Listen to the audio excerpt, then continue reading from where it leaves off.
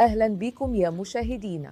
أنا الدكتورة ريفاف رامسوامي من مستشفى أبولو في سكندراباد.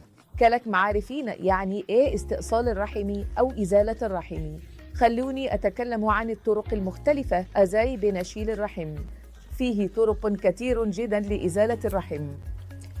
لو الرحم نزل لتحت وبقي مرتخي وبيخرج من تحت، يبقى الطريقة الصح لإزالته هي من تحت وجهه، اسمه استئصال الرحم المحبري. دي واحدة من أكثر الطرق اللي بتراعي راحة المريضة في إزالة الرحم. ومع إزالة الرحم أي حاجة حوالين الرحم وبقت مرتخية بنشدها في نفس الوقت، وده اسمه دعم أرضية الحوض والعجان علشان المنطقة كلها تبقى متماسكة. الطريقة الثانية هي استئصال الرحم بالمنظار، ودي بتكون عن طريق إزالة الرحم من البطن باستخدام فتحات صغيرة جدا حوالي نص إلى 1 سنتيمتر.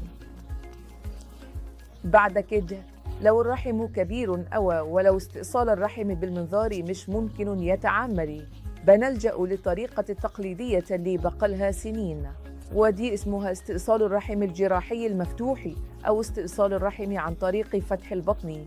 وده معناه إننا بنفتح طبقات جدار البطن وبنشيل الرحم بأيدينا.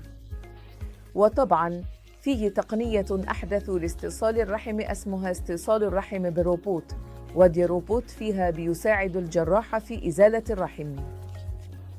كل طريقة من الطرق دي ليها أهميتها، وكل واحدة فيهم بتكون الأفضل في مواقف معينة. طيب إيه اللي بيحدد إحنا هنستخدم أي نوع من استئصال الرحم؟ اللي بيحدد نوع الرحم ونوع المشكلة ومهارة الجراح. لازم نجمع العوامل ونقرر الأسلوب المناسب لك. مش هقدر أقول إن فيه طريقة أحسن من الثانية بشكل مطلق، كل واحدة ليها خصوصيتها. زي ما فيه دور لفلة الضغط، وفيه دور للطهي على القدرة، وفيه دور للميكروويف، وفيه دور لطباخ الأرز. لازم نستخدم كل واحدة منهم بحكمة. بنفس الطريقة فيه طرق مختلفة، ولازم نستغل كل طريقة منهم بالشكل الصحي. شكراً لكم يا أصدقائي.